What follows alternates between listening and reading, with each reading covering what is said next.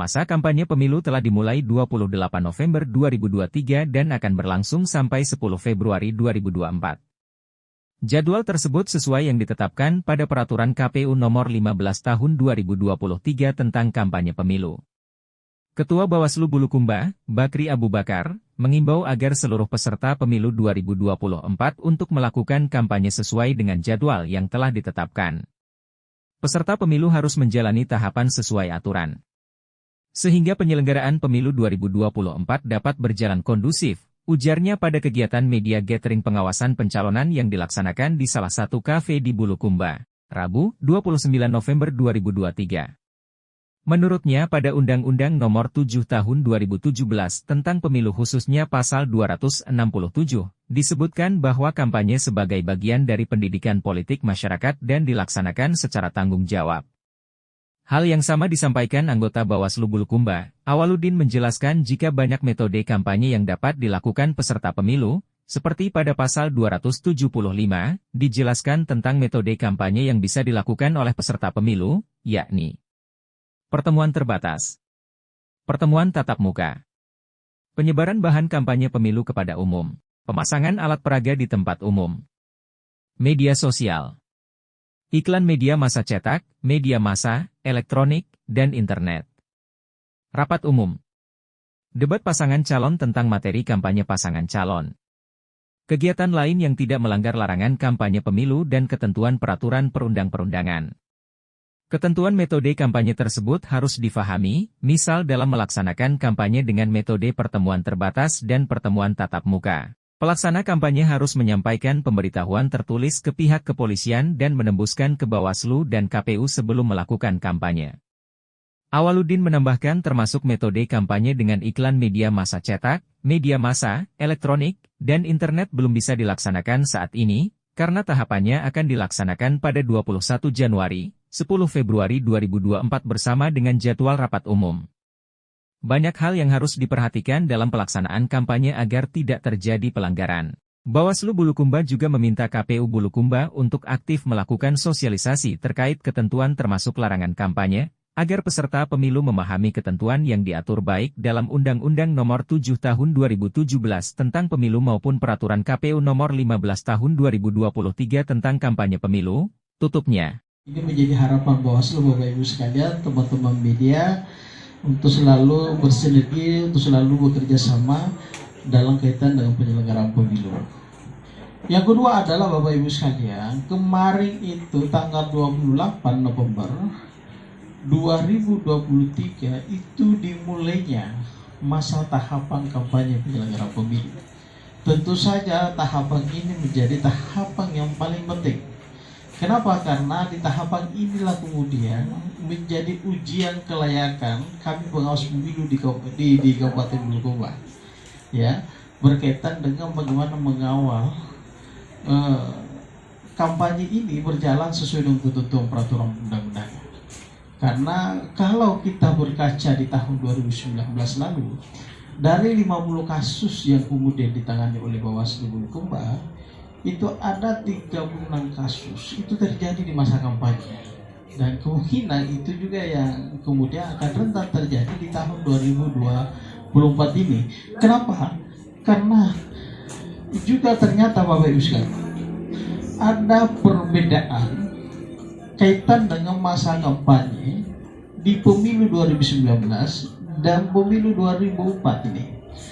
Kalau tahun 2019 masa kampanye itu sangat panjang, yakni adalah kurang lebih 6 bulan.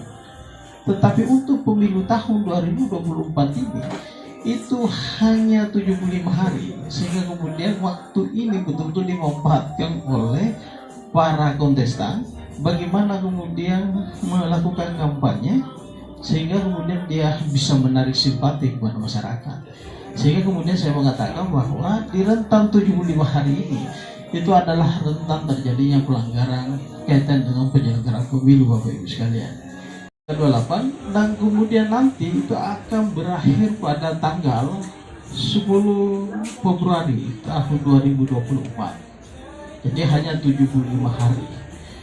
Nah, kalau kemudian kita mencermati ketentuan Undang-Undang Nomor 7 Tahun 2017 Maka kemudian di sana kita menemukan rata-rata kaitan dengan misalkan pelanggaran tindak pidana pemilu itu banyak terjadi di masa kampanye, karena pengaturannya lebih banyak di masa kampanye.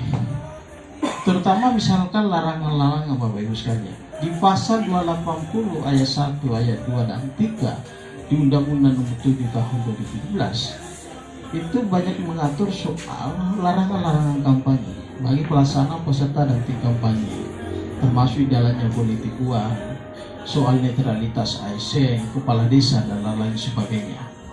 Oleh karena itu kami sekarang mulai kemarin sampai hari ini itu sibuk dengan langkah-langkah upaya pencegahan yang kemudian kami sampaikan kepada pihak-pihak yang sebenarnya harus netral dalam proses penyelenggaraan pemilu. Misalkan soal ASN, soal kepala desa, ketentuan kampanye bagi pejabat negara, pejabat daerah seperti anggota DPRD dan lain sebagainya, itu kan mesti harus ada ketentuan tersendiri. Misalkan dalam melakukan kampanye tidak menggunakan fasilitas negara, itu jelas Bapak Ibu sekalian. Yang kedua tadi disampaikan oleh Pak Asar juga, itu nanti mungkin kita akan diskusikan bersama Bapak Ibu sekalian. Saya kira itu dulu yang bisa saya sampaikan pada kesempatan hari ini. Saya mengajak untuk kita semua Bapak Ibu sekalian membuka acara ini dengan sama-sama membaca basmalah. Bismillahirrahmanirrahim. Juga sudah ditetapkan untuk Provinsi Sulawesi Selatan oleh KPU Provinsi Sulawesi Selatan sudah menetapkan daripada peserta pemilu dalam hal ini calon perseorangan DPD. Nah, untuk DPR saya kira kewenangan daripada KPU RI itu juga sudah ditetapkan. KPU Provinsi juga sudah menetapkan DPRD untuk provinsi, dan KPU Kabupaten Bulukumba juga sudah menetapkan terkait dengan daftar calon legislatif untuk pemilu 2024. Namun dalam proses penetapan kemarin di tanggal 3 November itu saya kira KPU sudah mengumumkan di tanggal 4 November terkait dengan daftar calon legislatif yang akan menjadi bakal calon yang akan dipilih nanti di pemilu tahun 2024. Nah, dari beberapa bakal calon ini atau caleg yang sudah ditetapkan, itu tidak semua partai politik yang 18 itu mengajukan bacalegnya kemarin yang terditetapkan menjadi caleg.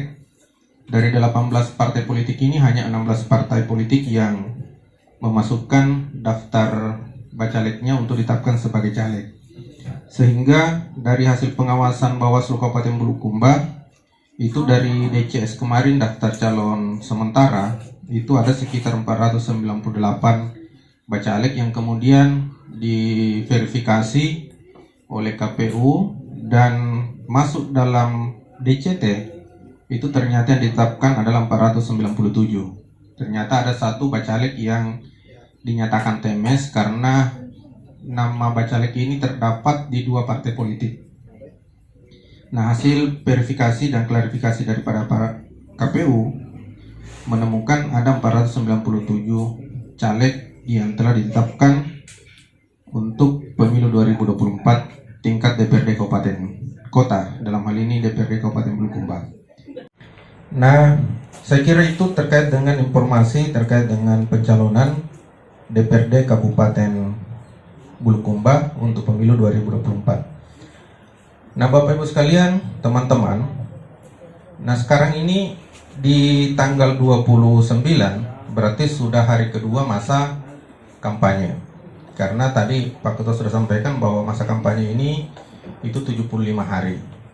Di 75 hari ini ada sebanyak 9 metode yang akan digunakan oleh peserta pemilu dalam rangka untuk melakukan kampanye. Nah, dari 9 metode kampanye ini sesuai dengan PKPU nomor 15 tahun 2023 di pasal 26 itu ada 9, di mana di antara 9 ini ada 2 metode kampanye yang kemudian itu nanti dilaksanakan di 21 hari sebelum hari masa tenang. Berarti dipastikan mungkin nanti di bulan Januari itu baru dimulai, yaitu iklan media massa cetak, media massa elektronik, dan media daring, dan juga rapat umum. Nah, perlu kami sampaikan kepada teman-teman semua bahwa metode-metode kampanye yang sesuai dengan PKPU itu, yang pertama adalah pertemuan terbatas. Nah, kalau pertemuan terbatas ini akan dilaksanakan oleh peserta pemilu atau pelaksana kampanye atau petugas kampanye yang batas paling banyak 1.000 peserta kampanye untuk melakukan pertemuan terbatas. Yang kedua adalah pertemuan tatap muka. Pertemuan tatap muka ini hanya menyesuaikan dengan tempat yang ditempati untuk melakukan kampanye. Terus yang ketiga adalah penyebaran bahan kampanye pemilu kepada umum. Jadi penyebaran bahan kampanye ini juga ada beberapa item yang harus diperhatikan oleh peserta pemilu dalam melakukan penyebaran bahan kampanye pemilu kepada umum. Nah, saya kira penyebaran bahan kampanye ini juga terkait dengan materi dan juga desainnya, saya kira peserta pemilu harus menyampaikan terlebih dahulu kepada KPU Kabupaten, khususnya untuk pemilihan yang ada di DPRD Kabupaten Bulukumba. Terus yang keempat adalah pemasangan alat prakampanye di tempat umum. Pemasangan alat prakampanye tempat umum ini ada 3. Satu itu adalah semacam reklam ya, yang biasanya ya paling pemasangan kayak baliho, dan juga ada spanduk dan juga umbul-umbul. Itu untuk pemasangan alat prakampanye. Desain dan materinya juga harus disampaikan ke KPU Kabupaten untuk kampanye DPRD Kabupaten Kota. Terus yang kelima adalah metode kampanye di media sosial. Ini juga sudah disampaikan kepada peserta pemilu, dalam hal ini partai politik dan juga tim paslon dan juga DPD, bahwa harus mendaftarkan paling banyak 20 akun media sosial ke KPU. Ya. Dan ini saya kira sudah selesai didaftarkan. Terus selanjutnya yang keenam adalah iklan media massa cetak, media massa elektronik, dan media daring.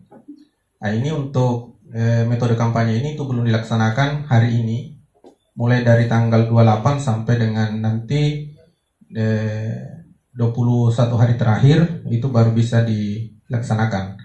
Termasuk yang ke-7 adalah rapat umum.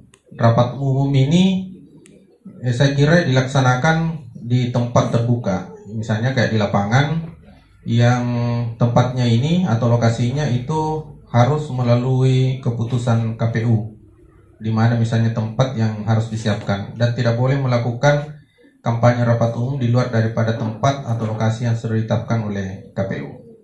Terus yang ke-8, debat pasangan calon tentang materi kampanye pemilu pasangan calon. Dalam artian debat pasangan calon ini berlaku untuk debat pasangan calon presiden dan wakil presiden. Ketentuannya ini itu 5 kali, 3 kali untuk presiden dan 2 kali untuk wakilnya.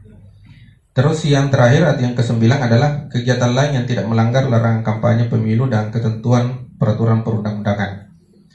Nah, hari ini perlu ditegaskan bahwa dari 9 metode kampanye ini ada 2 metode kampanye yang hari ini belum dilaksanakan.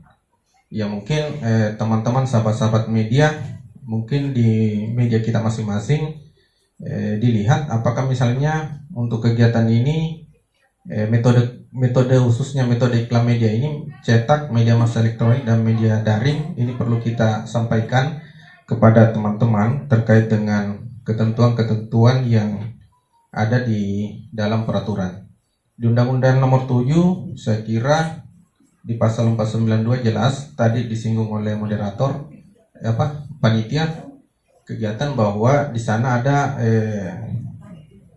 dampak hukum yang memungkinkan akan dialami jika misalnya melakukan pelanggaran terkait dengan kampanye di iklan media massa cetak yang belum masuk pada waktu kampanye, karena inilah yang disebut dengan berkampanye di luar jadwal ya, karena waktu kampanye itu sudah masuk. Nah, untuk kegiatan-kegiatan kampanye ini Bawaslu juga sudah menerima termasuk daftar petugas kampanye, pelaksana kampanye yang disampaikan peserta pemilu kepada KPU. KPU juga sudah sampaikan, termasuk lokasi pemasangan alat peraga kampanye. Jadi pemasangan alat peraga kampanye itu sudah juga ditetapkan melalui keputusan KPU. Tinggal yang belum dilakukan KPU adalah membuat jadwal untuk rapat umum dan juga penyampaian kepada kami di Bawaslu itu belum juga, karena mungkin sampai hari ini belum dilakukan, karena mungkin mengingat bahwa untuk kampanye rapat umum itu masih beberapa hari lagi akan dilaksanakan.